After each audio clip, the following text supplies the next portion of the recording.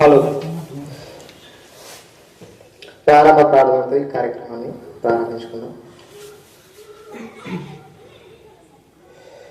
మమ్మల్ని వెకిలిగా ప్రేమించిన మా ప్రియ పరలోకపు తండ్రి, మహోన్నత మహాగణుడ, ఆకాశమంత ఆశీనుడైన దేవ, మమ్మల్ని అంతగానో ప్రేమించి బలపరిచి స్థిరపరిచి కాపాడుతున్నందుకే మీకు కృతజ్ఞతాస్తుతులు చెల్లిస్తున్నాం తండ్రి. ఏమిచ్చి మనం అనిపించుకోగలం దేవా?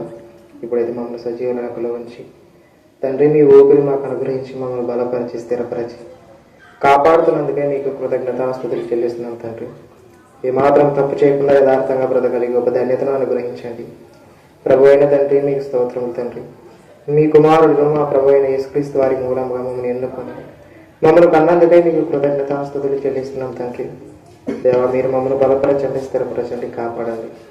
దేవ, సహోదరులు ఐక్యత కలిగి సహవాసం కలిగి మంచి మనస్సు కలిగి మీ నామాన్ని జ్ఞాపకం చేసుకొని తండ్రి, మీ వలన మేము బ్రతుకుతున్నామని గుర్తించి మిమ్మల్ని ఎరిగి జీవించే గొప్ప ధన్యతను మాకును మా గ్రామాల్లో ఉన్నటువంటి ప్రజలందరికీ అనుగ్రహించండి. మా గ్రామంలో ఉన్నటువంటి ప్రజలందరికీ మారు మనస్సు రక్షణ అనుగ్రహించండి. ప్రేమ కలిగి జీవించడానికి సహాయం చేయమని ప్రార్థిస్తాం. మంచి సహాయం అనుగ్రహించి మమ్మల్ని తృప్తిపరచమని దేవా, ఏనాటికైనా మేము మరణించవలసిన వారమేమో. మా దినముల అంతం ఎప్పుడూ మాకైతే తెలియదు. మమ్మల్ని బలపరచండి, స్థిరపరచండి. దేవా, మా మరణ దినం ఎప్పుడో మాకైతే తెలియదు, కానీ దేవా, అది వచ్చేలోపు మేము పరిపూర్ణులుగాను సంపూర్ణులుగాను తీర్చబడే విధంగా సహాయం చేయండి. మీ వాక్యములు లోతులు ఎరిగి వాక్యములు ఎదగడానికి సహాయం చేయండి తండ్రి. మా ప్రవర్తన మూలముగా మా మాటల మూలంగా అనేకులు మారులాగా సహాయం చేయండి. దేవ, మంచి ప్రవర్తన కలిగి జీవించడానికి సహాయం చేయండి. మీకు స్తుతులు స్తోత్రములు కృతజ్ఞతాస్తుతులు చెల్లిస్తూ దేవా, మీరైతే మాకు ఆ నిత్య జీవాన్ని వాగ్దానం చేశారు.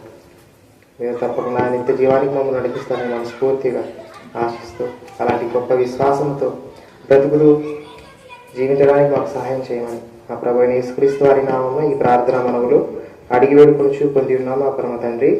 ఆమేన్, ఆమేన్.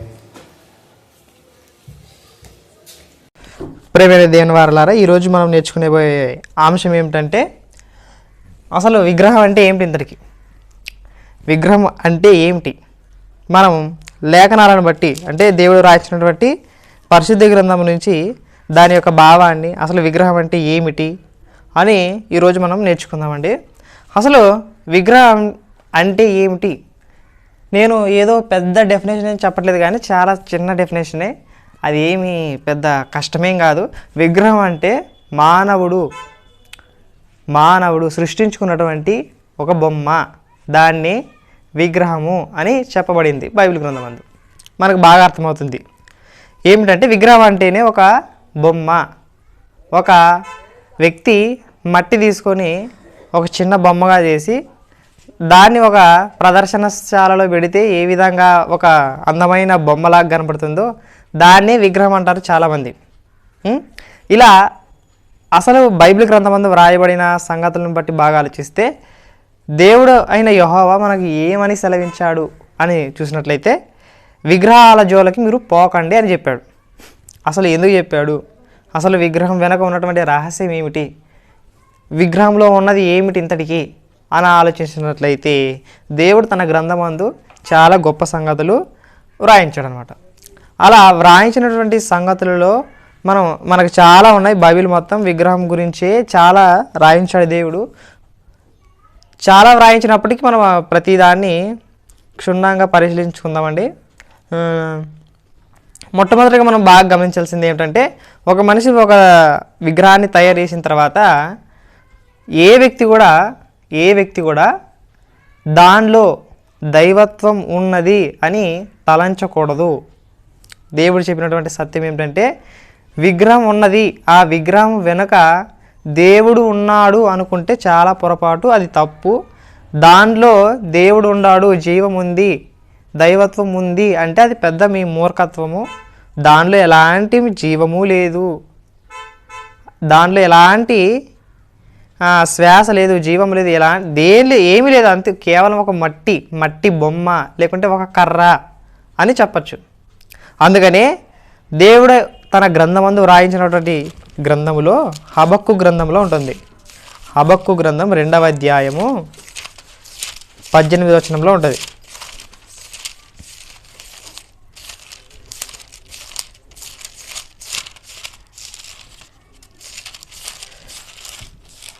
హబక్కు గ్రంథము 2వ అధ్యాయం 18వ వచనం చూసినట్లయితే ఇక్కడ హబక్కు గ్రంథము ఇక్కడ ఏం రాయబడి ఉంటుందంటే హబక్కుకు 2వ అధ్యాయం 18వ వచనంలో ఏం రాయబడి ఉంటుందంటే బాగా చదవండి, వినండి.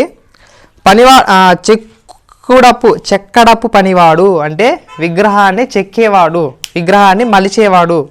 ఆ వ్యక్తి విగ్రహమును చెక్కుట వలన ప్రయోజనమేమి అని దేవుడు హబక్కు ప్రవక్త ద్వారా మనకు తెలియజేస్తున్నాడు. అసలుకి చెక్కడపు పనివాడు విగ్రహం చెక్కుట వలన ప్రయోజనమేమి అంటున్నాడు. అంటే ఒక విగ్రహాన్ని చెక్కడం వలన ప్రయోజనము ఏమైనా ఉందా?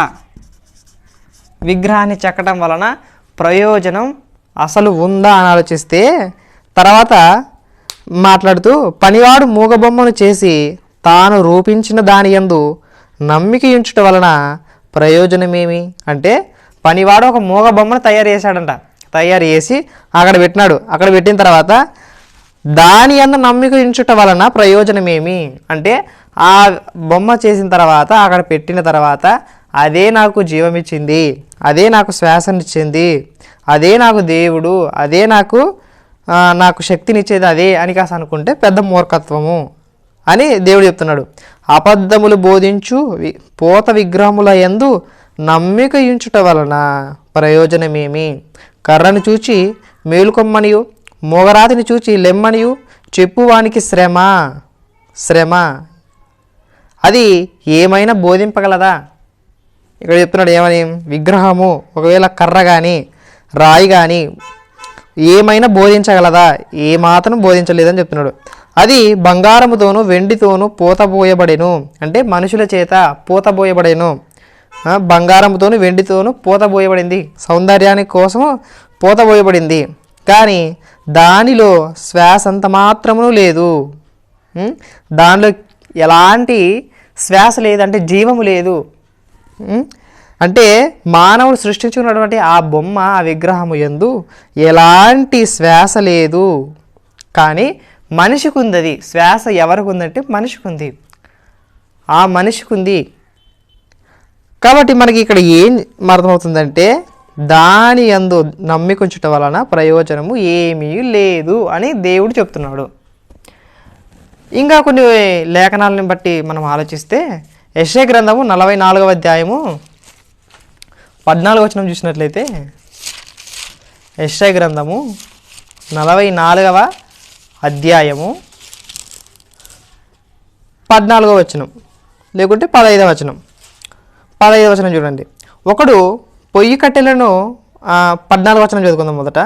ఒకడు దేవదారు చెట్లను నరుకు వలనని పూనుకొనును, శ్మశాన వృక్షమును కానీ సరళ వృక్షమును కానీ సింధూర వృక్షములను కానీ అడవి వృక్షములలో ఏదో ఒక దానిని తీసుకొనును.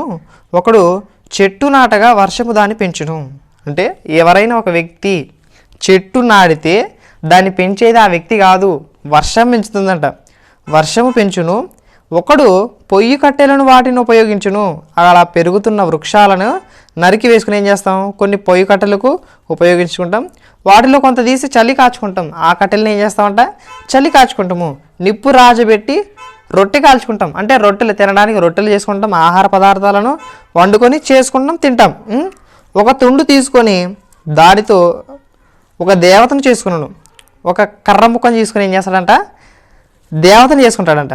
దానికి నమస్కారం చేయును, దానితో ఒక విగ్రహము చేసి దానికి సాగిలపడును, అగ్నితో సగము కాల్చి ఉన్నాడంట. ఇక్కడ ఏమర్థం అవుతుందంటే 14-15 వచనాలలో ఒక వ్యక్తి ఉన్నాడంట. ఆ వ్యక్తి ఒక చెట్టు కర్రను తీసుకున్నాడంట. కర్రను తీసుకొని కొన్ని ఏం చేశాడంటే పొయ్యి కట్టెల కింద వాడుకున్నాడు. ఒక చెట్టు యొక్క కర్ర ముక్కలను, అదే చెట్టు యొక్క కర్ర ముక్కలను కొంత ఏం చేశాడంట, చలి కాచుకున్నాడంట. తర్వాత కొంత ఏం చేశాడంట, నిప్పు రాజబెట్టి రొట్టెలను కాల్చుకున్నాడంట, అంటే ఆహార పదార్థాలను వండుకున్నాడు. అటు తర్వాత ఏం చేస్తాడంటే ఒక తుండు తీసుకున్నాడంట, ఆ కొట్టెల్లో ఉన్నాడు ఒక తుండు తీసుకొని దానితో ఒక దేవతను చేసుకున్నాడంట. తర్వాత మరి దానికి నమస్కారం చేస్తున్నాడంట, దానితో ఒక విగ్రహం చేసుకుని దానికి సాగిలు పడుతున్నాడంట. అగ్నితో సగము 16వ వచనం చూసినట్లయితే అగ్నితో సగము కాల్చి ఉన్నాడు, కొదువ సగముతో మాంసము వండి భక్షించి ఉన్నాడు. తిని తృప్తి పొందగా చలి కాచుకొనుచు, ఆహా చలి కాచుకుంటుని వెచ్చగా ఉన్నది అని అనుకొనుచున్నాడు. దానిలో మిగిలిన భాగముతో తనకు దేవతగానున్న విగ్రహమును చేయించుకును. దాని ఎదుట సాగిలపడుచు నమస్కారము చేయుచు, నీవే నా దేవుడువు, నన్ను రక్షింపుమని ప్రార్థించును. ఆ వ్యక్తి చేసిన వ్యర్థమైన పని ఏంటంటే ఆ కర్రను తీసుకొని దేవత చేసుకున్నాడు, విగ్రహం చేసుకున్నాడు. దాని ఎదుట సాగిలపడి ఇంకా ఆ కర్రే ఆ విగ్రహమే నా దేవుడు, నన్ను రక్షింపమని దానికి ప్రార్థన చేస్తున్నాడంట. వారు వివేచింపరు, గ్రహింపరు, చూడకుండానట్లు వారి కన్నులు కప్పబడెను, వారి కన్నులు కప్పబడెను, గ్రహింపకుండానట్లు వారి హృదయములు మోయబడెను. ఎవడునూ ఆలోచన చేయడు. అసలు ఎవడునూ ఆలోచన చేయట్లేడంట. నేను అగ్నిలో సగము కాల్చి తిని, నిప్పుల మీదకు వేసి రొట్టె కాల్చి తిని, దానితో మాంసము వండుకొని భోజనం చేసి తిని, మిగిలిన దానిని తీసుకుని దానితో హేయమైన దానిని చేయుదునా? చెట్టు మొద్దుకు సాష్టాంగ పడుదునా అని ఎవడును ఆలోచింపడు. అంటే మరలా నేను చెట్టుకి ఆ చెట్టు మొక్కతోనే ఏం చేశాను? వంట వండుకున్నాను, చలి కాచుకున్నాను, ఆ చెట్టుతోనే రొట్టె ముక్కలను కాల్చుకున్నాను, మాంసం తిని వండుకొని భోజనం చేశాడంట. మరలా ఏం చేస్తాడంట? అలాంటి చెట్టుకే సాష్టాంగ పడుదునా అంటే అలాంటి దానికే మళ్ళీ సాష్టాంగ పడ్డాడంట. యోచించుటకు ఎవనికి తెలివి లేదు, వివేచన లేదు. వాడు బూడిద తినుచున్నాడు, వాని మనస్సు మోసపోయినదై తప్పుదారిని వాని తీసుకొని పోవుచున్నది. వాడు తన ఆత్మను రక్షించుకొనజాలడని నా కుడి చేతిలో అబద్ధమున్నది కనుక అనియు అనుకొనుటకు వానికి బుద్ధి చాలదు. ఇలా చేసుకునే ప్రతి ఒక్కరు ఎవరంట? బుద్ధి లేనివారంట, జ్ఞానము లేనివారంట. ఇలాంటివి బొమ్మలు చేసుకొని ఇదే నాకు దేవుడు, కట్టె తీసుకొని ఇదే నాకు దేవత, ఇదే విగ్రహము, ఇదే నా దేవుడు, నన్ను రక్షించుటకు ఇదే నా రక్షకుడు అన్నంత మాత్రాన అవి వాటిలో ఏమాత్రము శ్వాస లేదు, వాటిలో ఏమాత్రము జీవము లేదు. అంటే మనకి ఏమర్థమవుతుందంటే ఇదంతా ఆ వ్యక్తి తన ఆత్మను రక్షించుకోజాలడు. అంటే ఇలా చేస్తే దేవునికి నచ్చదనమాట. ఈ కట్టెను కానీ ఈ చెట్లను కానీ వీటన్నిటినీ ఎందుకు ఇచ్చానంటే మీరు పోషింపబడాలని ఇచ్చాను, కానీ అవే మీకు దేవుడు కాదు, అవే మీకు దేవుడు కాదు. ఒకసారి రోమపత్రికలో చూసినట్లయితే ఏం చెప్తున్నాడంటే అక్కడ రోమపత్రిక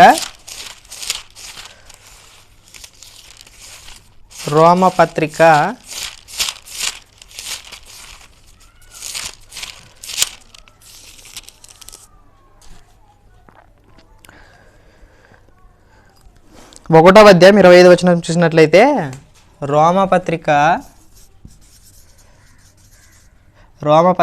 1వ అధ్యాయం 25వ వచనం చూసినట్లయితే ఏం చెప్తున్నాడు ఇక్కడ?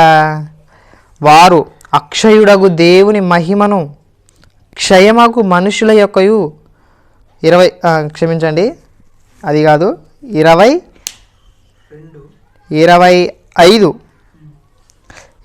చదివినట్లయితే అట్టివారు దేవుని సత్యమును అసత్యమునకు మార్చి సృష్టికర్తకు ప్రతిగా సృష్టమును పూజించి సేవించిరి. అంటే సృష్టికర్తను మరిచిపోయి సృష్టిని చేసినటువంటి దేవుణ్ణి మరిచిపోయి దేవుని చేత సృష్టింపబడినటువంటి వస్తువులను దేవుడు అని భావించి వాటిని పూజిస్తున్నారంట ఈ మూర్ఖులు. కాబట్టి ఇలాంటి వారందరూ ఏం చేస్తారంటే బుద్ధిహీనులు, వారికి బుద్ధి లేదు. కాబట్టి వారు తమ ఆత్మలను రక్షించుకోలేరంట, ఆత్మలను రక్షించుకోలేరు. అసలు నిజమైన వారు ఏం చేస్తారంటే ఏమని ఆలోచిస్తారంటే అసలు నేను వండుకున్నా, చలి కాచుకున్నా, రొట్టె చేసుకున్నా, తిన్నాను, మరి ఇది నాకు దేవుడు ఎలా అవుతుంది అని ఆలోచించేవాడు అస్సలు లేనేలేడంట. అని ఆలోచించేవాడు లేడు, అసలుకి లేడు. కాబట్టే వారు తమ ఆత్మను రక్షించుకొనలేరు అని దేవుడు తన గ్రంథమందు వ్రాయించడం జరిగింది. అలాగే చూసినట్లయితే కీర్తనల గ్రంథము 115వ కీర్తన చూసినట్లయితే అసలు విగ్రహంలో ఉండేది ఏమిటంటే ఏమీ లేదని చెప్తున్నాడు అక్కడ. కీర్తనలు 115వ కీర్తన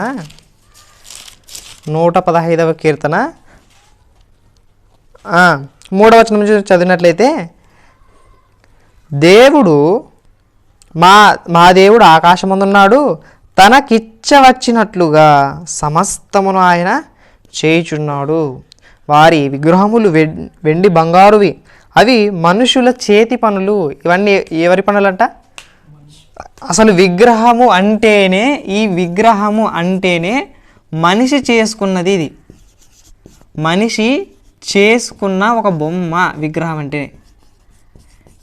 అంటేనే ఒక మనిషి చేసుకున్నటువంటి బొమ్మ.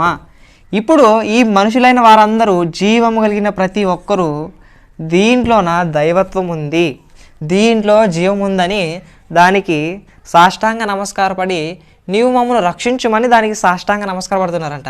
అసలుకి కీర్తనాకారుని ద్వారా దేవుడు మనకి ఏం తెలియజేయాలనుకున్నాడంటే అసలు విగ్రహములోన ఏముందని ఆలోచిస్తే కీర్తనలు 115:4-3 నుంచి చూస్తే మా దేవుడు ఆకాశమందున్నాడు, తనకిచ్చ వచ్చినట్లుగా సమస్తమును ఆయన చేయుచున్నాడు. వారి విగ్రహములు వెండివి బంగారువి, అవి మనుషుల చేతి పనులు, వాటికి నోరుండి పలుకవ.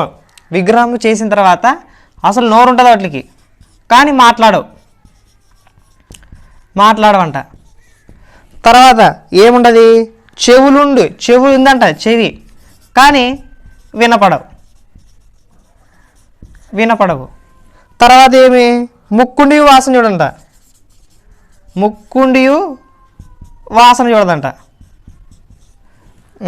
తర్వాత చేతులుండి పట్టుకునవంట, చేతులు కూడా ఉన్నాయంట విగ్రహానికి, పట్టుకొనవంట, చేతులుండి కూడా పట్టుకొనవు. తర్వాత కాళ్ళుండి పాదములు ఉన్నాయంట, పాదములుండి నడవంట. అసలుకి పాదములు నడవవు, అస్సలు నడవట్లేదంట. మరి ఏం చెప్తున్నాడు, గొంతుకతో మాట్లాడు, గొంతుంది కానీ గొంతులో స్వరమే లేదు, అసలుకి స్వరం లేదు అసలుకి. ఇప్పుడు కీర్తనాకారుని ద్వారా మనకు తెలియజేసిన విషయాలు ఏంటంటే అసలు విగ్రహం ఉంది. ఒక విగ్రహం చేసిన తర్వాత దానికి నోరు ఉంటుంది కానీ మాట్లాడదు, చెవి ఉంటుంది వినబడదు, ముక్కు ఉంటుంది వాసన చూడదు, చేతులు ఉంటాయి పట్టుకొనవు, పాదాలు ఉంటాయి నడిచెలువు పరిగెత్తవు, ఉన్నకాడే ఉంటుంది, గొంతు ఉంటుంది కానీ దానికి స్వరం అనేది ఉండదు. ఇప్పుడు వాటిని చేసే ప్రతి ఒక్కరు ఎలాంటి వారంట, వాటిని చేయువారును వాటి యందు నమ్మకించు వారందరూ వాటి వంటి వారై ఉన్నారు. దేవుడు కీర్తనాకారం ద్వారా తెలియజేసే సంగతులు ఏంటంటే విగ్రహం చేసిన తర్వాత ఆ వ్యక్తి కూడా ఆ విగ్రహంతో సమానుడంట. ఎలా? ఆ విగ్రహంకైతే నోరుండి మాట్లాడదు, చెవి ఉండి వినదు, ముక్కుండు వాసన చూడదు, చేతులుండి పట్టుకొనవు, పాదములు ఉండి నడవదు, గొంతుండి స్వరం ఉండదు దానికి.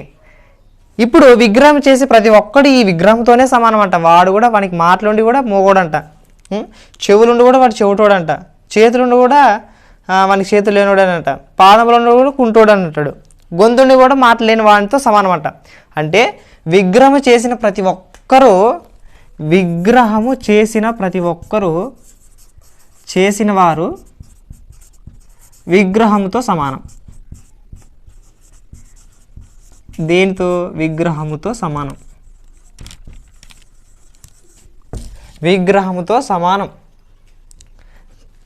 ఇంతవరకు మనం చూసిన సంగతులు ఏం చేస్తే అసలు విగ్రహం అంటేనే ఒక మనిషి చేసుకున్నటువంటి ఒక బొమ్మ.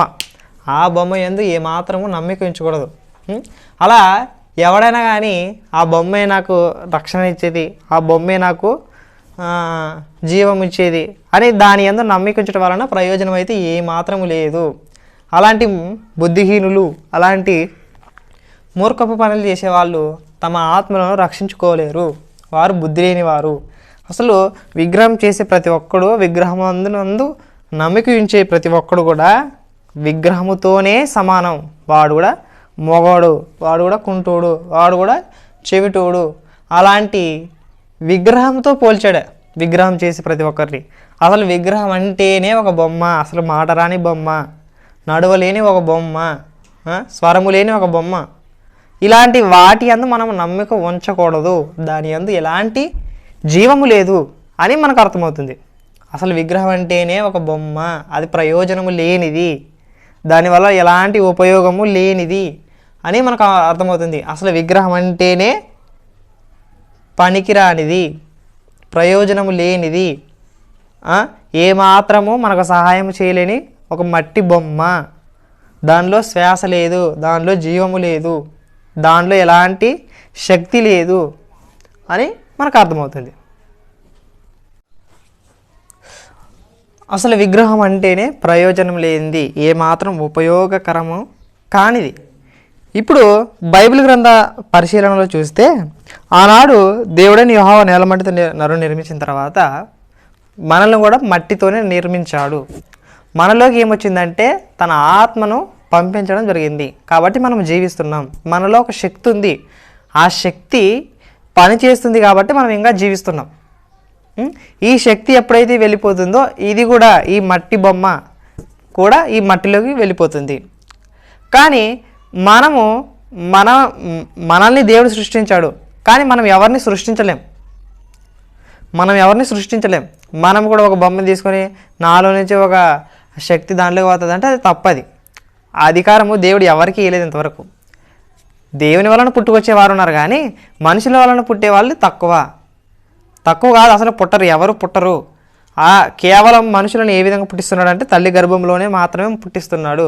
ఇలా మట్టి ద్వారా, కర్ర ద్వారా పుట్టించడు. కాబట్టి మనకి ఏమర్థమవుతుందంటే ఆనాడు ఆదామవను సృష్టించిన తర్వాత అనేకులు వారి ద్వారా పుట్టుకొచ్చిన తర్వాత వారిలో ఒక అజ్ఞాన భావం అనేది మొదలయ్యింది. ఇదిగో నేను ఒక కర్రను తీసుకుంటాను, ఒక మట్టిని తీసుకొని మట్టి బొమ్మను చేసుకున్న తర్వాత అదే నాకు దేవుడు అవుతాడు అనే మూర్ఖత్వంలో చాలామంది ఉన్నారు. కానీ అది పెద్ద పొరపాటు. అలా ఆదాము నుంచి వచ్చినటువంటి వారందరూ చూసినట్లయితే అనేకులు ఏం చేశారంటే ఇతర దేవుళ్ళను, అంటే ఇతర మట్టి బొమ్మను తయారు చేసుకొని ఇదే నా దేవుడు, ఇదే నన్ను పెంచినటువంటి రక్షకుడు అని దానికి నమస్కారం చేశారే. కాబట్టి మీరు అలా ఉండకూడదని, మీరు అలా ఉండొద్దండి. అందుకనే ఇశ్రాయేలీయులతో ఏం చెప్తున్నాడంటే అసలు మీరు ఆ విగ్రహాల జోలికి పోకండి చాలా చెప్పాడు. 10 ఆజ్ఞలు మోషే ద్వారా వ్రాయబడిన తర్వాత ఇశ్రాయేలులకు సూచనలుగా చాలా ఇచ్చాడు. 1 కాదు 2 కాదు, చాలా ఇచ్చాడు అసలుకి. ఒక్కసారి బాగా చూసినట్లయితే నిర్గమకాండం 20వ అధ్యాయం 4వ వచనం చూసినట్లయితే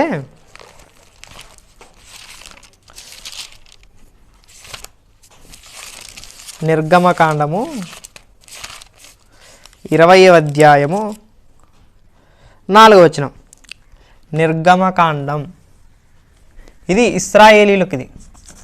ఇశ్రాయేలీలకు చెప్పినటువంటి సూచనలు ఇవి, లేదా ఆజ్ఞలు. ఇవన్నీ ఇశ్రాయేలీకి ఇచ్చినటువంటి ఆజ్ఞలు ఏంటంటే నిర్గమకాండం 20వ అధ్యాయం 4వ వచనం చూసినట్లయితే పైన ఆకాశం అందే కానీ క్రింది భూమి అందే కానీ భూమి క్రింద నీళ్ళ ఎందే కానీ ఇండు దేని రూపమునైనను విగ్రహమునైనను కింద పుట్నోట్లో ఒకటి దాంట్లో ఏమొచ్చిందంటే చెక్కిన విగ్రహం ఊకే రాలేదు, ఎవరో చేస్తే వచ్చింది. అది నీవు చేసుకొనకూడదు, వాటికి సాగిలపడకూడదు, వాటిని పూజింపకూడదు. ఎలైనగా నీ దేవుడైన యెహోవానగు నేను రోషము గల దేవుడను. ఇక్కడ ఏం చెప్తున్నాడంటే బాగా గమనించినట్లయితే మీరు దేని రూపమునైనను విగ్రహమునైనను నీవు చేసుకొనకూడదు. చాలామంది భావన ఏంటంటే ఇలా దేవుడు ఈ రూపంలో ఉంటాడు, ఈ రూపంలో ఉంటాడని విగ్రహాన్ని చేసుకుని ఇదే మాకు దేవుడు, ఇదే మమ్మల్ని రక్షించేది అని పొరపడుచుంటారు. కానీ అది చాలా పెద్ద తప్పు. ఎందుకంటే దేవుని యొక్క రూపాన్ని ఎవరు చూడలేదు ఇంతవరకు. యేసుక్రీస్తు వారు చెప్తూ ఏమంటున్నాడంటే, మీరు ఏ కాలం మందైనను ఆయన స్వరం వినలేదు, ఆయన స్వరూపమును చూడలేదని యోహాను సువార్త 5:37 మనం చూస్తాం. అసలు ఏ రూపాన్ని చేసుకోకూడదు. అసలు నా రూపం మీకు తెలిస్తే నా రూపాన్ని చేసుకోవచ్చు, కానీ అసలు నా రూపమే లేదు నాకు. నేను ఒక శక్తిమంతుణ్ణి, నేను ఒక ఆత్మకు రూపం ఏ విధంగా ఉంటుందబ్బా అని ఆలోచించేవారు ఎవరు లేరనమాట. కాబట్టి ఈ విగ్రహము ఒక రూపంలో ఉండి అదే నాకు దేవుడు అని మీరు భావించకూడదు. అసలు విగ్రహాన్ని చేసుకోకూడదు, విగ్రహానికి సాగిలపడకూడదు. విగ్రహమే నా దేవుడు, విగ్రహమే నన్ను పోషించేది అని మీరు భావించకూడదు. ఆనాడు ఇశ్రాయేలుకు ఇచ్చినటువంటి ఆజ్ఞలలో ఇది ప్రాముఖ్యమైనది. అసలు విగ్రహారాధన అంటే దేవునికి చాలా కోపం అనమాట. అందుకనే ఇక్కడ ఏమంటున్నాడు, ఎలా అనగా నేను నీ దేవుడైన యెహోవానగు నేను రోషము గల దేవుడను. నేను ఎలాంటి వ్యక్తినంట? రోషము గల దేవుడను. నన్ను ద్వేషించు వారి విషయంలో 3-4 తరముల వరకు తండ్రుల దోషము కుమారుల మీదకి రప్పించుదును. కాబట్టి మనకి ఇక్కడ ఏం అర్థమవుతుందంటే, మీరు విగ్రహాలను చేసుకోకూడదు. ఆనాడు ఇశ్రాయేలుకి ఇచ్చినటువంటి ఆజ్ఞ. తర్వాత మళ్ళీ చెప్తున్నాడు, అదే 23వ అధ్యాయం 24వ చూసినట్లయితే, 24వ చూసినట్లయితే, వారి దేవతలకు సమాజంలో చాలామంది ఉన్నారు. మీరు ఇశ్రాయేలీలు అంటే పక్కన ఉన్నటువంటి అన్య దేవత ఆరాధికులు ఉన్నారు, ఫిలిస్తీన్లు కానీ వీళ్ళందరూ మీ పక్కన ఉన్నటువంటి వారందరూ దేవతలకు మీరు మొక్కకూడదు, వారి దేవతలకు సాగిలపడకూడదు, వారిని పూజింపకూడదు. వారి క్రియల వంటి క్రియలు చేయక వారిని తప్పక నిర్మూలము చేసి వారి విగ్రహంలో బొత్తిగా పగలగొట్టవలెను. కాబట్టి విగ్రహాలని మీరు పగలగొట్టాలి, కానీ మీరు అదే నాకు దేవుడు, అదే నాకు రక్షకుడు అని అనుకుంటే చాలా పొరపాటు. అది నిన్ను రక్షించలేదు, నిన్ను బాగు చేయలేదు. కాబట్టి మనకి ఏమర్థమవుతుందంటే, ఆనాడు ఇశ్రాయేలీయులకి ఏమని చెప్పాడంటే, మీరు విగ్రహాల జోలికి పోకూడదు, ఆ విగ్రహాలకి సాష్టాంగ నమస్కారం పడకూడదు. అలాగే మీరు ఆ విగ్రహాలు వేరే గ్రామంలో ఉన్నా మీరు వాటిని చూసి ఏం చేయాలంటే సాగిల పడకూడదు. ఏమంటున్నారంటే, విగ్రహంలో బొత్తిగా పగలగొట్టవాలని. విగ్రహాలను ఏం చేయాలా? పగలగొట్టాలి. మీరు దాన్ని చూసి అదే దేవుడు, అదే నాకు తండ్రి, అదే నాకు అన్నం పెట్టేది అంటే పెద్ద తప్పు అని ఆనాడు ఇశ్రాయేలీయులకు చెప్పాడు. అలాగే లేవీకాండం చూసినట్లయితే, లేవీకాండం 19వ అధ్యాయం 4వ వచనం చూసినట్లయితే, లేవీకాండం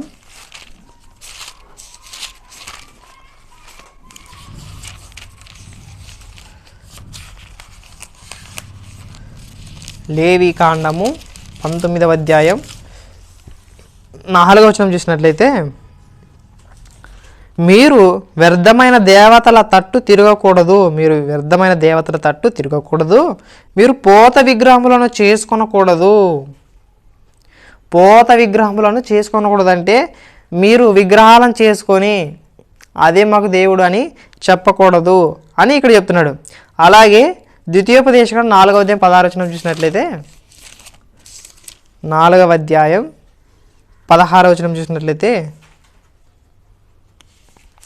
కావున మీరు చెడిపోయి భూమి మీదనున్న ఏ జంతువు ప్రతిమనైనను, ఆకాశమందు ఎగురు రెక్కలు గల ఏ పక్షి ప్రతిమనైనను, నేల మీద ప్రాకు ఏ పురుగు ప్రతిమనైనను, భూమి క్రిందనున్న నీళ్ళ యందలి ఏ చేప ప్రతిమనైనను, ఆడు ప్రతిమను గాని మగ ప్రతిమను గాని ఏ స్వరూపము కలిగిన విగ్రహము మీ కొరకు చేసుకొనకుండునట్లు ఆకాశము వైపు కన్నులెత్తి సూర్యచంద్ర నక్షత్రములైన ఆకాశ సైన్యమును చూచి మరలు కోల్పబడి నీ దేవుడైన యెహోవా సర్వాకాశము క్రిందనున్న సమస్త ప్రజల కొరకు పంచిపెట్టిన వాటికి, ఇక్కడ చూడండి బాగా గమనించండి, సర్వాకాశము క్రిందనున్న సమస్త ప్రజలకు పంచిపెట్టిన వాటికి అంటే సర్వాకాశం క్రిందనటువంటి సమస్తము ప్రజల కొరకు చేశాడు, ప్రజల కొరకు పంచి పెట్టిన వాటికి మీరు నమస్కరించకూడదు, వాటిని పూజింపకుండానట్లును మీరు బహుజాగ్రత్తగా ఉండండి అని ఆనాడు ఇశ్రాయేలీయులకు చెప్పడం జరిగింది. ఏమని చెప్పడం జరిగిందంటే, మీరు బహుజాగ్రత్త గల వారై ఉంటారు. ఇదిగో అన్యులు ఏం చేస్తారంటే, వాళ్ళు విగ్రహం చేసుకుంటారు, విగ్రహం చేసుకొని వాటికి సాష్టాంగ నమస్కారం పడతారు. నమస్కారం పడడమే కాకుండా అదే మాకు దేవుడు, అవే మాకు రక్షకులు, అవే మాకు ఆహారం ఇచ్చేది, అవే మాకు రక్షణ అనుగ్రహించేది అని వారు పొరబడుచున్నారు. మీరు వారి వలె ఉండకూడదు. మీరు ఎల్లప్పుడు ఎలా జ్ఞాపం చేసుకోవాలంటే, నేను సర్వాకాశం మీద ఉన్నాను, సర్వాకాశం క్రింద ఉన్నటువంటి సమస్తాన్ని మీ కొరకు పంచిపెట్టాను, ఇవి మీరు అనుభవించండి ఇచ్చానే కానీ ఇవే మీకు దేవుడు అని నేను చెప్పలేదు. కాబట్టి నేను రోషము గల దేవుడను, నాకు కోపం పుట్టించకండి. ఏ స్వరూపము కలిగిన విగ్రహము మీ కొరకు చేసుకొనకూడనట్లు, ఏ స్వరూపము కలిగిన విగ్రహమును మీరు విగ్రహాన్ని చేసుకొనకూడదు. ఎందుకంటే ఆ విగ్రహములో ఎలాంటి శక్తి లేదు, ఎలాంటి దైవము లేదు, ఎలాంటి జీవము లేదు.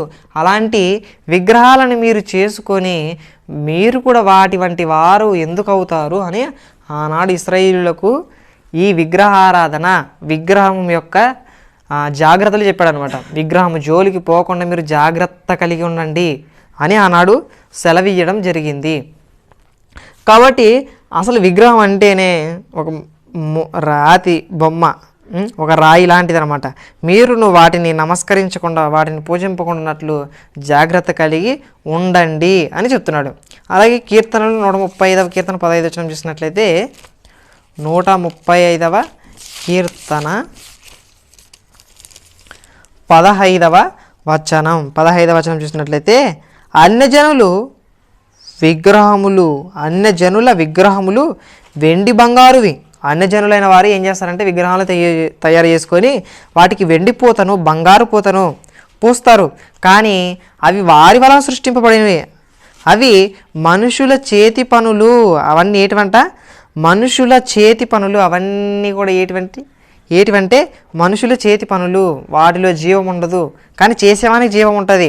వాటిలో శ్వాస ఉండదు కానీ చేసేవానికి అది ఉంటుంది మనిషికి. తర్వాత వాటికి మాటలు ఉండవు కానీ చేసేవానికి మాటలు ఉంటాయి. వాటి కళ్ళుండి కూడా చూడవు కానీ చేసేవానికి కళ్ళు ఉంటాయి. వినండి, ఇక్కడ చూడండి. మరి 15వ వచనము, అవి మనుషుల చేతి పనులు, వాటికి నోరుండియు పలకవు, కన్నులుండియు చూడవు, చెవులుండియు వినవు, వాటి నోలలో ఊపిరి లేశమైనా లేదు. గింతగు లేదంట. వాటి నోలలో ఊపిరి లేశమైనా లేదు. వాటిని చేయువారును వాటి యందు నమ్మికించువారు వారందరూ వాటితో సమానులవుతారంట.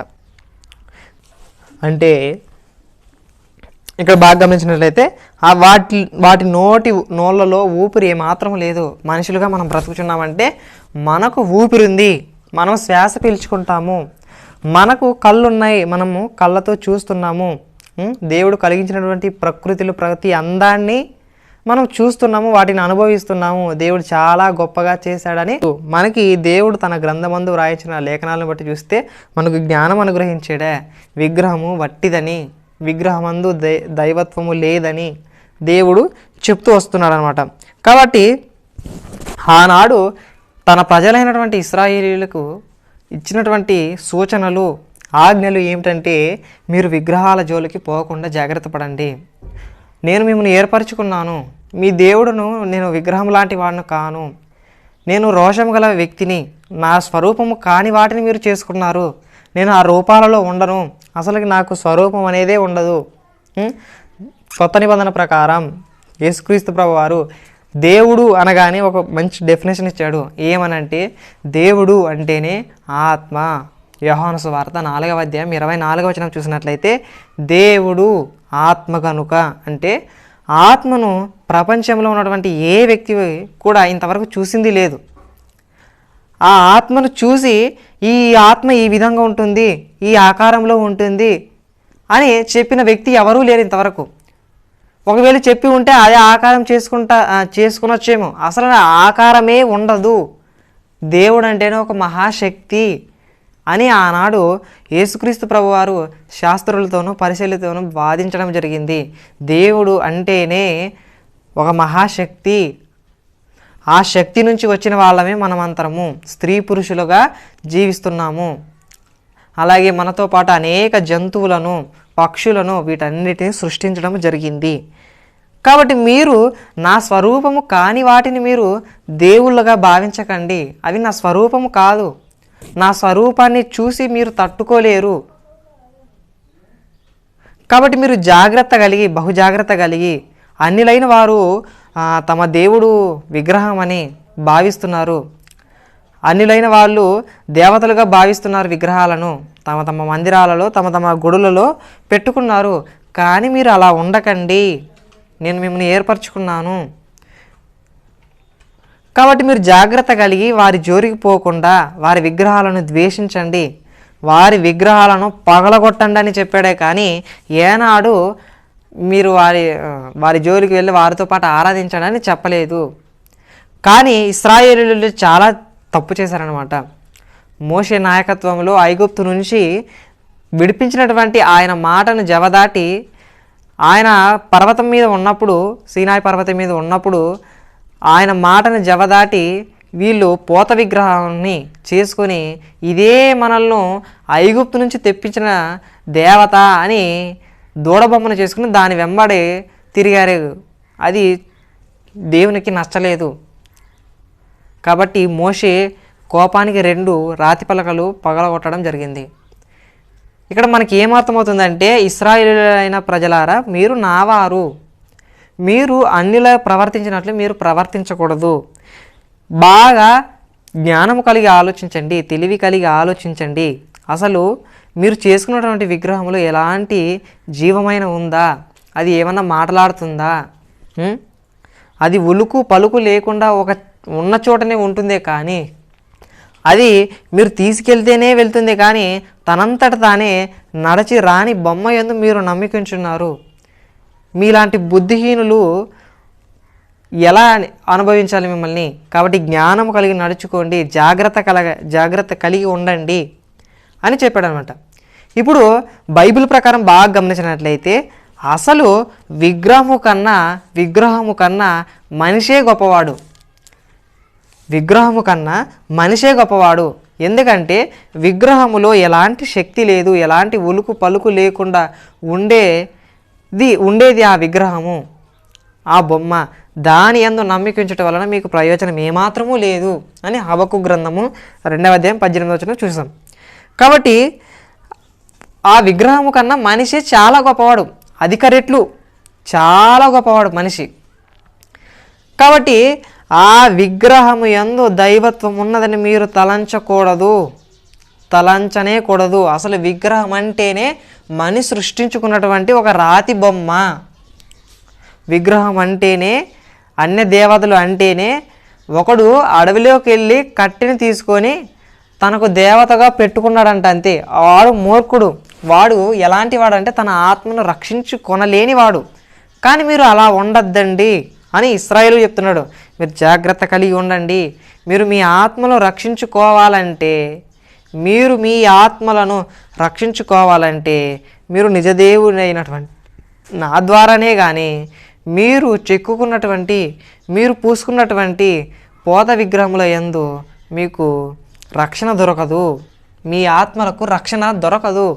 అది కేవలము మట్టి, కర్ర. దాంట్లో ఎలాంటి జీవము లేదు, ఎలాంటి ఆత్మ లేదు, ఎలాంటి శక్తి లేదు. మనుషులైనటువంటి మనలో ఆత్మ ఉంది. అందుకనే ప్రభువైన యేసుక్రీస్తు వారు ఆనాడు అందరికీ చెప్తూ ఏమంటున్నాడంటే, యోహాను సువార్త 6వ అధ్యాయం 63వ వచనంలో, ఆత్మయే జీవింపజేయుచున్నది కానీ శరీరము కేవలము నిష్ప్రయోజనము. అంటే ఈ శరీరము మట్టి నుంచి వచ్చింది. ఈ మట్టి నుంచి వచ్చినటువంటి ఈ శరీరము నశించిపోతుంది. కానీ దీంట్లో ఒక ఆత్మను పెట్టాడు దేవుడు. ఈ ఆత్మయే ఈ శరీరాన్ని జీవింపజేస్తుంది. కానీ వేరే దాని వల్ల కాదు, ఆత్మ వల్లనే ఈ శరీరం ఉంది. కానీ ఆత్మ లేకపోతే ఇది కేవలం ఒక బొమ్మ, లేకుంటే మట్టిలో కలిసిపోయే ఒక మట్టి కణాలు. ఇవన్నీ మనం మట్టి నుండి తీయబడిన వరం కాబట్టి మరలా మట్టికి చేరుతాము. అందుకని సొలొమోను రాసినటువంటి ప్రసంగి గ్రంథంలో 12వ అధ్యాయం 7వ వచనంలోన ఒక్కసారి తీయండి.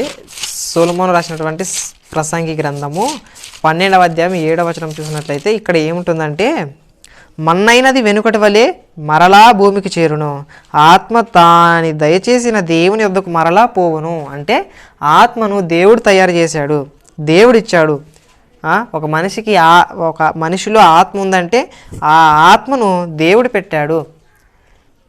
కాబట్టి మీరు బాగా గ్రహించవలసిందంటే విగ్రహము యందు ఎలాంటి దైవత్వము లేదు, విగ్రహములు అసలు జీవమే లేదు. మీరు వాటి యందు నమ్మిక ఉంచకండి, వాటి యందు మీరు మనసు పెట్టకండి, వాటిని ద్వేషించండి, వాటిని అసహించుకోండి. కానీ వాటి యందు మీకు దైవత్వము కలిగి ఉన్నదనేది అసలు తలంచకండి. ఆనాడు యేసుక్రీస్తు వారు చెబుతూ అనేకులను నా వైపు మళ్లించండి అని అపోస్తలులు చెప్తూ అపోస్తలులు అనేక ప్రసంగాలు చేశారనమాట. అలా ప్రసంగాలు చేస్తూ ఆనాడు యేసుక్రీస్తు పట్టుబడిన వ్యక్తి పౌలు గారు. అలాంటి గొప్ప పౌలు గారు ఏమని చెప్తున్నాడంటే అపోస్తల కార్యములు 17వ అధ్యాయం చూసినట్లయితే అపోస్తల కార్యములు 17వ అధ్యాయము 29వ వచనం చూసినట్లయితే 17వ అధ్యాయం 29వ వచనం చూసినట్లయితే మనము దేవుని సంతానమై ఉండి, మనమంతా ఎవరంట? దేవుని సంతానం. దేవుని సంతానం అంటే దేవుని నుండి వచ్చిన వారమంతా. మనుషులు చమత్కార కల్పన వలన మలచబడిన బంగారమునైనను వెండినైనను రాతినైనను, అంటే మనుషులు చమత్కారంగా అంటే నవ్వులాటలకు ఈ విగ్రహాన్ని చేసుకున్నారంట. చమత్కారంగా కల్పనల వలన అంటే కల్పించుకున్నారంట. ఒక బొమ్మను తీసుకొని ఇది దేవుడు, ఒక బొమ్మను తీసుకొని ఇదే మీకు రాజు, ఇదే మీకు రక్షకుడు, ఇదే మిమ్మల్ని రక్షించేది, మీ ఆత్మను రక్షించేది ఇదే అని ఊకే ఎలా చేసుకున్నారంటే నవ్వులాటలకు చేసుకున్నారంట. ఇప్పుడు అలా దానిలో చదివితే బంగారమునైనను అంటే మనుషులు చమత్కార కల్పనల వలన మలచబడినట బంగారమునైనను వెండినైనను రాతినైనను దేవత్వము పోలి ఉన్నదని తలంచకూడదు. మీరు తలంచకూడదు. ఏమని? దేవత్వము అంటే దేవుని యొక్క లక్షణాలు ఉన్నాయని మీరు తలంచకూడదు. ఆనాడు అపోస్తలుడైనటువంటి పౌలు గారు ఏథెన్సులో ఉన్నటువంటి ప్రజలకు బోధించడం అన్నమాట. ఏమని? బంగారమునైనను రాతినైనను వెండినైనను దైవత్వము పోలి ఉన్నదని మీరు తలంచకూడదు. అది మీరు చేసుకున్నది, కానీ దేవుడు దాన్ని తయారు చేయలే. మిమ్మల్ని తయారు చేసింది మాత్రం దేవుడు. అందుకనే మీకు శ్వాసనిచ్చాడు. దేవుడు చేస్తే దానికి ఉపయోగం ఉంటుంది, దేవుడు చేస్తే దానికి జీవం ఉంటుంది. కాబట్టి మిమ్మును తయారు చేసింది, మిమ్మును పుట్టించింది ఎవరంటే దేవుడు. సమస్త మానవాళిని, సమస్త ప్రజలను సృష్టించింది ఎవరు అంటే సాక్షాత్తు పరమందున్నటువంటి ఆకాశముందున్నటువంటి దేవుడు. ఆ దేవుడే మనల్ని సృష్టించాడు. కానీ ఆ దేవుడిని మరచి దేవుడు చేసినటువంటి సృష్టిని దేవత్వంగా పోలుస్తుంది. దీంట్లో ఈ మట్టిలో, ఈ రాయిలో, రాతిలో, బంగారములో, చెట్టులో, కొమ్మలో దేవుడున్నాడని భ్రమపడి చెట్టును పుట్టను పూజించే దౌర్భాగ్యం ఏర్పడింది ఈనాటి సమాజంలో. అంటే తండ్రి అయిన దేవునిని మరచిపోయినారు. తండ్రి అయిన దేవుని మరచిపోయి కుమారులుగా ఉన్నారు మీరంతా. ఆయన మాత్రం నిరంతరం బాధపడుతూనే ఉన్నాడు. నన్ను సృష్టించిన దేవుడు ఎక్కడ ఉన్నాడని తలంచుకుని వాడెవడనూ లేడంట. ఒక్కసారి యోబు గ్రంథం తీస్తే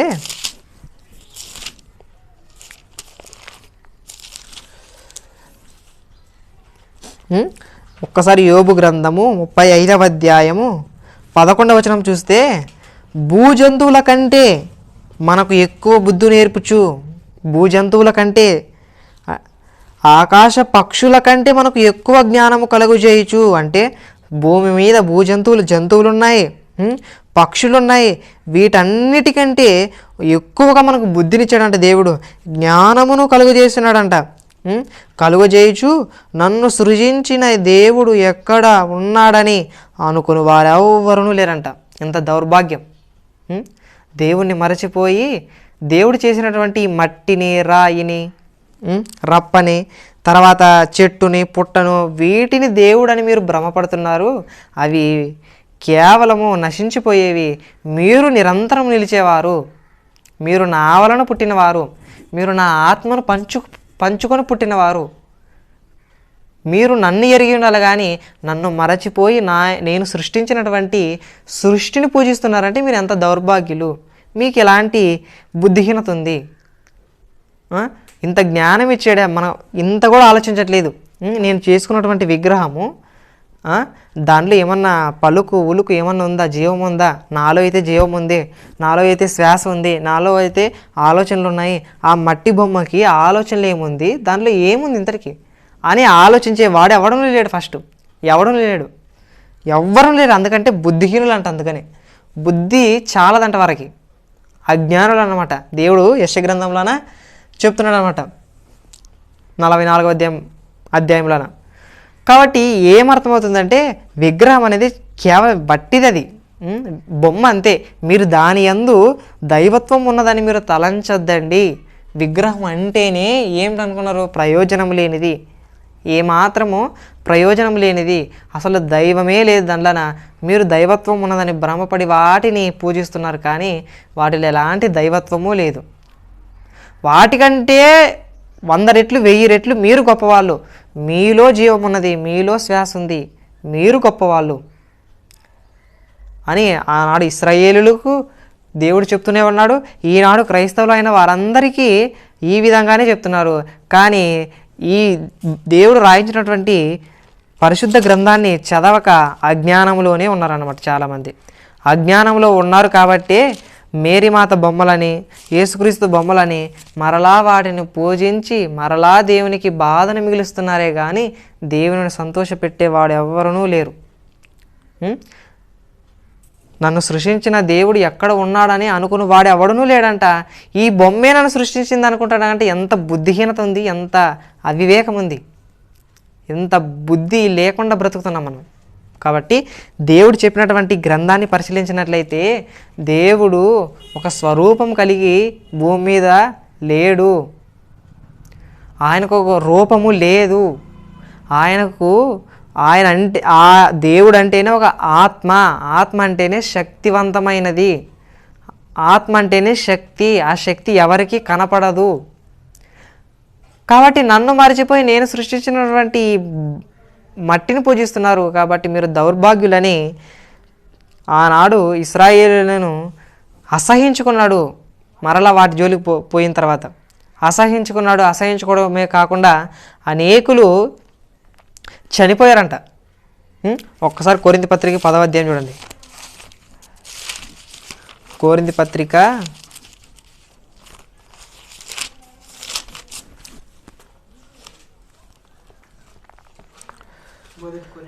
1 కొరింథీ పత్రిక 10వ అధ్యాయం 7వ వచనం చూసినట్లయితే జనులు తినుటకును త్రాగుటకును కూర్చుండి ఆడుటకును లేచిరి అని వ్రాయబడినట్లు వారిలో కొందరి వలె మీరు విగ్రహారాధకులై ఉండకుడి. అంటే ఆనాడు ఇశ్రాయేలీయులు జనులు ఏం చేశారంట? తినడానికి త్రాగడానికి కూర్చుండి ఆడటానికి లేచారు. కానీ వారి వలె మనం వ్యభిచరింపకయుందము. వారిలో కొందరు వ్యభిచరించి నందున ఒక్క దినమునే 23,000 మంది కూలిపోయారంట, చచ్చిపోయారంట. వ్యభిచరించి చచ్చిపోయారంట. కాబట్టి మీరు విగ్రహారాధకులై ఉండకండి అన్నాడు ఆనాడే. ఇప్పుడు క్రైస్తవుల సమాజం మనం ఉన్నాం. ఆనాడు అపోస్తులైనటువంటి పౌలు కొరింథీ సంఘానికి రాస్తూ కొరింథీ సంఘం ద్వారా మనకు హెచ్చరిస్తున్న సంగతులు ఏంటంటే మీరు వారి వలనే ఇశ్రాయేలీయుల వలనే విగ్రహారాధికులై ఉండకండి. ఆనాడు దేవునికి అశిష్టంగా వాళ్ళు ఉండుటను బట్టి ఒక్క దినమందే 23,000 మంది చచ్చిపోయారంట. ఆ ప్రభువును శోధించి వారిలో సర్పం వలన అనేకులు నశించారంట. కొందరు దేవుని మీద సనుక్కొని సంహారకుని చేత నశించారంట. వీటన్నిటిని మన దృష్టాంతములుగా ఉంచాడు, మనకు బుద్ధి కలుగుటకే ఇవన్నీ వ్రాయబడ్డాయి అని ఆనాడు అపోస్తులైనటువంటి పౌలు మనకు చెప్తున్నాడు. అప్పుడు ఉన్నటువంటి ఇశ్రాయేలీయులు దేవుని మాటను వినక విగ్రహాల వెంబడ వెళ్ళిపోయారు. కానీ ఆ విగ్రహంలో ఎలాంటి దైవత్వము లేదు, ఎలాంటి జీవము లేదు అని గ్రహించలేకపోయారు. బుద్ధిహీనులుగా, అవివేకులుగా, దుర్మార్గుల, దౌర్భాగ్యులుగా ఉన్నారన్నమాట. కాబట్టి మనము నేడు తెలుసుకున్నటువంటి అంశం ఏమిటంటే విగ్రహములో ఎలాంటి దైవత్వము లేదు. ఆ విగ్రహము కన్నా గొప్పవాడు నీవే. ఆ విగ్రహం కన్నా గొప్పవాడు ఒక మనిషి. నీవు గొప్పవాడు. నీకంట నీ కాళ్ళ కింద ఉన్నది ఆ విగ్రహం. అలా భావించు ఆ విగ్రహాన్ని. అలా భావించినప్పుడే నీకు బైబిల్లో ఉన్నటువంటి జ్ఞానం అర్థమవుతుంది. అలాంటి వ్యర్థమైన దానిని నమ్ముకోకూడదు. క్రైస్తవులు మనము జాగ్రత్త కలిగి జీవించాలని మనస్ఫూర్తిగా కోరుకుంటూ ఈ నా మాటలు ముగిస్తూ చిన్న ప్రార్థన చేసుకొని ముగించుకుందాం. మమ్మల్ని మిక్కిలిగా ప్రేమించినటువంటి మా ప్రియ పరలోకపు తండ్రి, చక్కనైన జ్ఞానం చేత మీ కృప చేత మమ్మల్ని వర్ధిల్లింపజేసి మీ కృపలో మమ్మల్ని రక్షించి కాపాడుతూ వస్తున్నందుకే కృతజ్ఞతాస్తుతి చెల్లిస్తూ తప్పు చేయకుండా యథార్థంగా బ్రతకగలిగి గొప్ప ధన్యతను అనుగ్రహించండి తండ్రి. మీ మాటల చేత మా హృదయాన్ని తృప్తిపరిచి బలపరిచి కాపాడుతున్నందుకే స్తోత్రములు తండ్రి. విగ్రహాల కన్నా మేమే గొప్పవాళ్ళం తండ్రి. మీ స్వరూపమున ఆత్మపోలికగా చేయబడ్డాం తండ్రి. దేవా, మాలో ఊపిరి ఉంది, మాలో శ్వాస ఉంది. వాటిలో ఎలాంటి దైవము లేదు, ఎలాంటి ఊపిరి లేదు, ఎలాంటి వినికిడి లేదు. మేము గొప్పవాళ్ళం తండ్రి అని నమ్మి తండ్రి మీ యందు భయభక్తులు కలిగి జీవించగలిగే గొప్ప ధన్యతను మాకు అనుగ్రహించండి. మాకు సహాయం చేయమని, మమ్మల్ని నిత్యత్వములోకి నడిపించమని మాకు సహాయం చేసి దేవా మమ్మల్ని నిత్య జీవానికి నడిపించమని దేవా మీ కుమారుని ద్వారా మమ్మల్ని ఏర్పరచుకున్నందుకై స్తోత్రములు. కృతజ్ఞతాస్తుతి చెల్లిస్తూ తప్పు చేయకుండా ఉండగలిగే గొప్ప మనస్సును, పాపం చేయకుండా ఉండగలిగే మనస్సును, పాపంతో పోరాడే శక్తిని, బలాన్ని శోధనలో మీ యొక్క సహాయమును పొందుతూ ఎల్లప్పుడూ మీ కృపలో వర్ధిల్లడానికి మాకు సహాయం చేయమని దేవా మమ్మల్ని మేము తగ్గించుకుంటూ మీ నామాన్ని హెచ్చిస్తూ మా ప్రభు అయిన యేసుక్రీస్తు వారి శాశ్వతమైన నామమున ఈ ప్రార్థన మనవులు అడిగి వేడుకొనుచు మమ్మల్ని మేము తగ్గించుకుంటూ మీ నామాన్ని హెచ్చిస్తూ ఈ ప్రార్థన మనవులు అడిగి వేడుకొనుచు పొంది ఉన్నాం మా పరమ తండ్రి. ఆమెన్. ఆమెన్. అందరికీ వందనాలు.